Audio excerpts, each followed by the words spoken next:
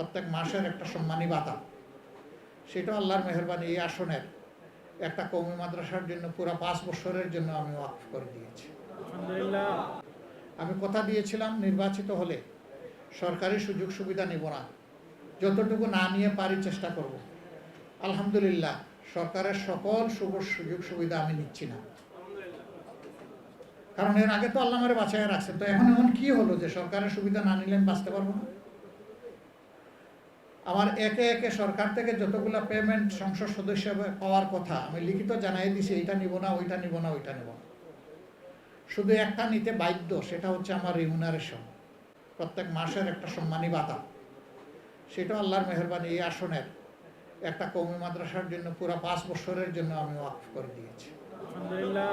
ওইটা প্রতি মাসে তাদের অ্যাকাউন্টে অটো জমা হয়ে যাবে, আমি সেই ব্যবস্থাও করে দিয়েছি। এটার জন্য তাদেরও কোনো দৌড়াদৌড়ি লাগবে না, আমারও কোনো পেরেশানি লাগবে না, এটা অটো ট্রান্সফার হয়ে যাবে। দোয়া করবেন, দুনিয়ার সম্পদ নয় আখিরাতের সম্পদ আমরা সবাই মিলে যেন জোগাড় করতে পারি।